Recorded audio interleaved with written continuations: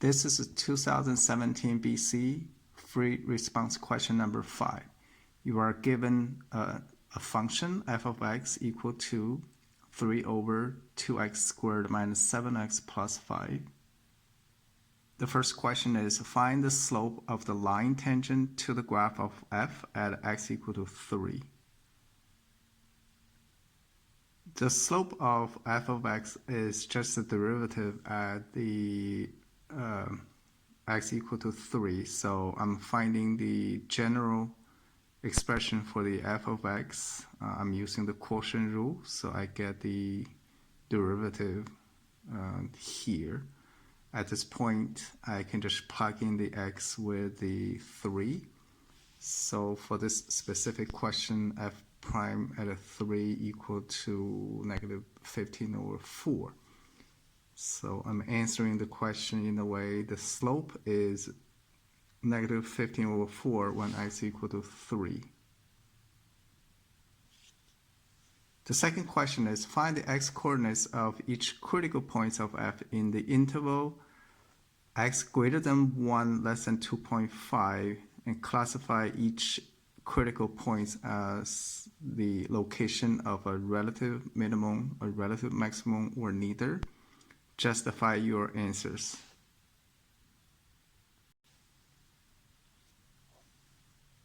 Okay, I'm rewriting the derivative over here, and this is for the interval 1 to 2.5. Make sure you pay actual attention on the intervals you are interested in.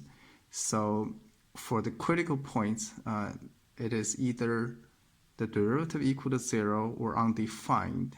So I found 3 points. One is the derivative equal to 0, which is at 7 over 4. The other 2 points for the derivative undefined is at 5 over 2 and 1. Since those 2 points are out of the interval I'm interested in, so I'm not even considering this. Now for the points that f prime equal to 0, which is at a 7 over 4, I have to check the signs before and then after at this point. So if I plug in 7 over 4, a number a little bit less than 7 over 4, I can see the derivative is a positive. And when you just go a little bit over 7 over 4, the derivative becomes a negative. So the derivative changes sign from positive to negative at this critical point, and this is the maximum point. For part C, they give you a fraction. On the left is a little bit complicated fraction. On the right, they are two simpler fractions. So they want you to integrate f of x from 5 to infinity. This is the question of integration by partial fractions. So they already gave you the partial fraction, so I don't really have to do anything.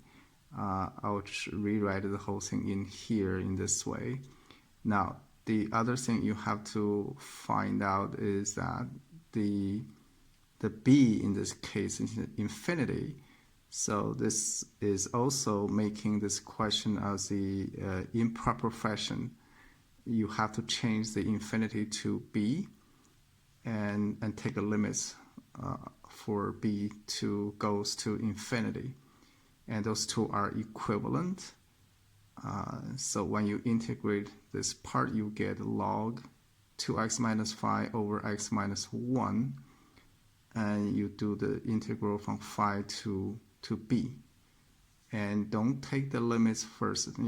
Always take the limits in the end in this case. So once you plug in b in here and 5 in here, you take a limit, you will get the final answer is log 8 over 5. So that's the answer for the question, the original integral from 5 to infinity. The last question is they want you to determine if this series is convergent or divergent. You have to give the reason for that. There are two ways to solve the problems. You can use the integral test since the function is decreasing and positive. So because the integral we just got, so we know this series is also convergent. I'm using the other way to prove this one is convergent. First of all, I'm doing the ratios of this term of this series to another term to this series, and I know this one is convergent, and I'm doing this because I can tell the original series, if I ignore those two terms, the original series will be just it's very similar to this one. So I'm do the ratios of those two terms and take the limits. So I will get a 3/2, and both, if this number is a finite number, I know both series are either convergent or divergent at the same time. Since this one is convergent, so I know this one is also convergent by limit comparison test. So that's the answer for the part D.